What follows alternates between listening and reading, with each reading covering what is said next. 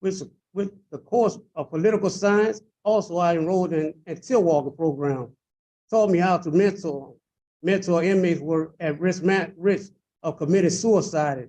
I also completed nursing parenting, inside outside dad, which both taught me the skill to become a better person while incarcerated. And upon my release, the last class I completed was NSC forklifting program. I have spent so many years bettering myself to try to be a positive role model and a law-abiding citizen in the community. I'm seeking forgiveness.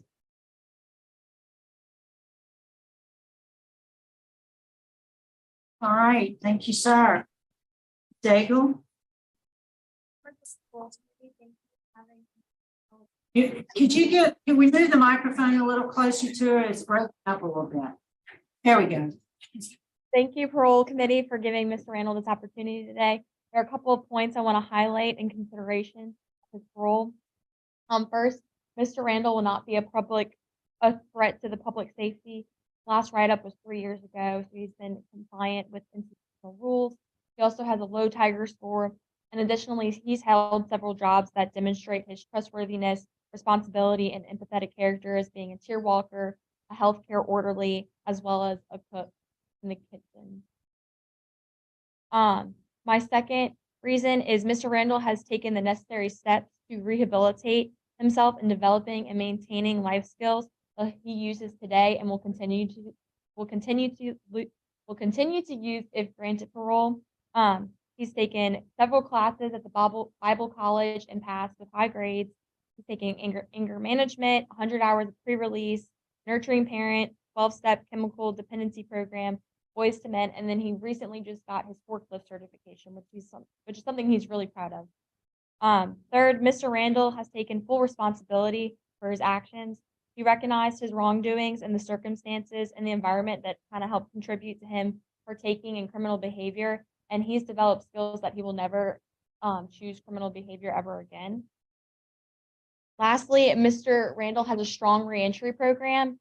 He will be a client of the Parole Project and will complete the 4 phases that the Parole Project has to offer. And they're also going to help him find a job. He would specifically like to work in the hospice area, and I know legislation was just passed that will allow formerly incarcerated individuals to work in home care, healthcare. And so Mr. Randall is looking for an opportunity in that area as he really enjoyed his work as a healthcare orderly. He also has a job opportunity with Miss Karen Slomba, either working in construction labor or with the SPCA, and Mr. Randall has some experience with training dogs and stuff. And he would also live with his sister, Miss Leslie Randall, and his father, which would be nice to really develop their relationship again and connect with everyone. The past 27 years have been a period of reflection and rehabilitation for Mr. Randall. He's capitalized on many of the self-improvement, faith-based vocational and educational programs offered by the Department of Corrections. He's persevered through his incarceration to ensure that he will be a positive member in society. He's no longer an immature, reckless 18-year-old. He is a responsible, considerate, compassionate, and charitable 44-year-old who's ready and determined to excel in life. We also ask that in considering granting him parole that Mr. Randall complete victim impact and thinking for a change, as his parole release date is not until August of this year. And so for these reasons and any other the committee may seem deemable, we ask that you grant Mr. Ronco Randall parole. All right, thank you, ma'am. All right, panel prepared. For an executive session. We have a motion for executive session. We have a motion and second for executive session to discuss confidential matters. I do agree, so it's unanimous. So stand by. We'll be back shortly.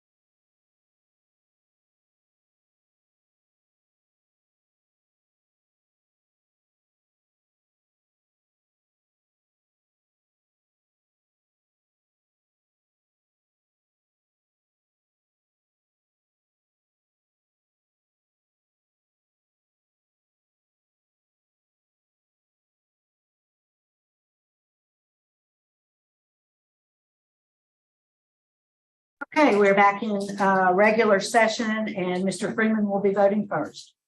Okay, first off, I thank everybody that showed up today, both his family and the victim family.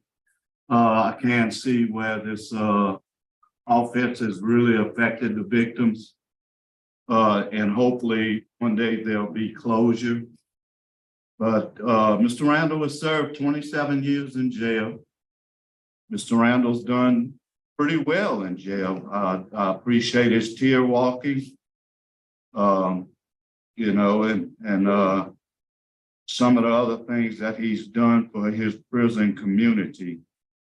So my vote today is going to be grant conditionally on him finishing Thinking for a Change and Victim Impact Program. And also, Warden, I'd like for him to get as far as he can in the literacy program. I don't know if he'd have time to complete that before he would get out. I think he has to be out within 9 months, I think. So, just work with him and let him get as much literacy he can. Special conditions, curfew from 9 p.m. to 6 a.m. Absolutely no contact with the victims. Do not go anywhere they go. If you see them, turn around and walk away.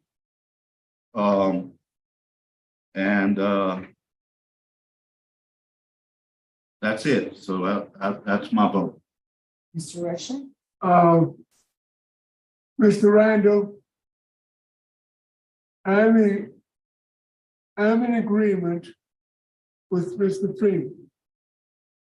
I agree based upon the programs that you've completed and the programs that you will complete before release. Warden Myers had positive comments. The disciplinary conduct has improved. So my vote is very conditionally, the same reasons, same conditions before and after as Mr. Freeman. All right, Mr. Randall, and I do agree with you have a good transition plan with the parole project. My vote also is to grant parole with the same special conditions. So you got some work to do before you can leave. So sit on the front row. Good luck to you. Thank you, ma'am.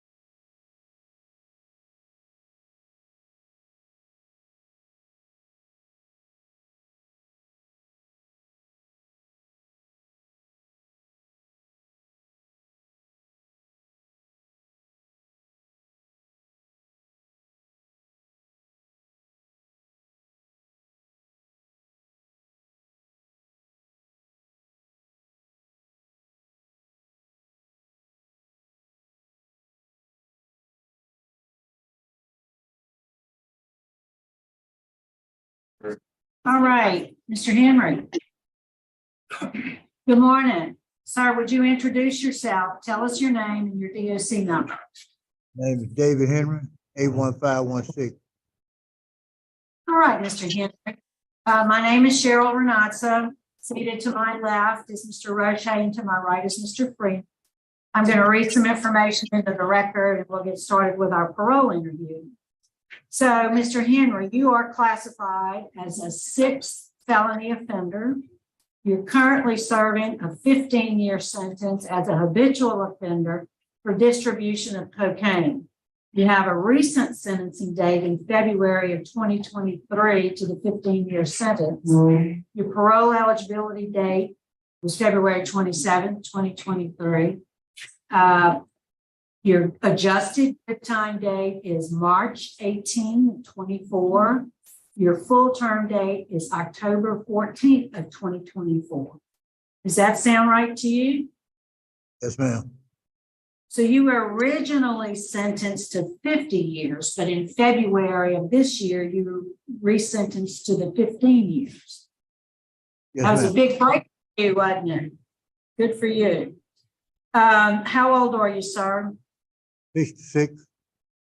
You're 66, and you've served about 13 years of your 15-year sentence. Is that right? Yes, ma'am. 13 years and 5 months. As I look at your criminal history, as I mentioned, you're a sixth offender, 6 felony convictions. Your priors are simple burglary dating back to 1987, attempted simple burglary, illegal possession of a firearm, illegal use of a weapon, another attempted simple burglary, and now this one for distribution of cocaine. Since you've been in jail for 13 years, what have you done to address? I'm assuming all these were drug-related crimes. Is that right? Yes, ma'am. What have you done to address your drug problem? I tried to get off to the program, but I couldn't get off to a loss of program because of the large amount of time that I had at this time. But I managed to get myself over into the pre-release and man to man. Them the only 2 programs that I was able to get into. But I also right. want battle law for some more classes. Like what? Tell me. Living in balance and inside out dad. Yeah, your record says you have 8 children. I'm assuming they are grown. You got any grandkids? Yes, ma'am. How many? 2. 2 grandchildren? Yeah, girl and a boy. All right. As you can imagine, that there is opposition by law enforcement based on your criminal history. There's also opposition from the DA's office. They say that you got a significant reduction in your sentence from 50 to 15 years, and they do not believe you should get out earlier than that. You just need to know that. Are you currently enrolled in anger management? Yes, ma'am. Yes, ma'am. And I'll be honest with you, sir. I'm glad you got your sentence reduced. And I understand what you said about having too much time to be given the program opportunities. But without a substance abuse, completion of a substance abuse program, I'm kind of agreeing with the DA's office. I'm not willing to let you out before the 15 years. What do you say to that? I have did a lot of things for the better myself. Getting into these classes and waiting for the backlog so I can finish getting into the class because I did have a drug habit and an alcohol habit. I was addicted to drugs and alcohol. Yeah, but Mr. Henry, once you're addicted, you're always addicted. And those classes are going to help you figure out how to stay clean and sober on the street when you do get out, because it's everywhere. Yeah. You know that. And I'm a little concerned about your, you only had 17 write-ups, but you had 6 of them in 2021. Why is that? I was making a mental health sick call on them write-ups there, and in order for me to make a mental health sick call at the present time, that the officer said that if you can't make a mental health sick call, go back to the TIL. I told him, I said, I need to make a mental health sick call. He said, well, you're going to go back to the TIL, I'm going to write you up a 3 and a 5. So that's why all them write-ups is 3 and a 5. That's all the write-ups that I got. It was 3 and a 5 because of that. Okay. And I do see, are you followed by mental health? Do you see the mental health folks? Yes, ma'am. I see them. Regularly? Yes, ma'am. Every month. And are you on any medication for a mental health issue? Yes, ma'am. Can you take it like you're supposed to? Yes, ma'am. Okay. Warden, is there anything you can add about Mr. Henry? No, Ms. Renata, I mean, you had it exactly right, and we had a conversation about the exact same thing the other day during our interview. I told him, you know, this was reduced and he goes home next year, but anyway, I believe he needs that substance abuse before he's released and the, complete the cage rate. Okay, good. I don't see any other questions. Mr. Henry, is there anything you want to say to us before we go? No, ma'am. Okay, well, Mr. Henry, I already told you what I think. I'm really pleased that, that maybe now you can get in some programs. I'm pleased you're enrolled in the Cage Your Rage. I'm pleased that you said out loud that you are addicted to drugs and alcohol. My vote today, based on the need for the program and your proximity of your good time date, is going to be to deny you parole. And I'm going to ask the warden to put you in the substance abuse program. That'll move your date up, your good time date. You know, you'll get some credit for that. So you'll get out earlier than March of next year. I wish you well, sir. Mr. Roche, Madam Chairman, my vote is the same for the same reasons. Mr. Freeman. I concur with my colleagues. All right, go to work, Mr. Henry. Yeah, thank you. So we're gonna Good luck.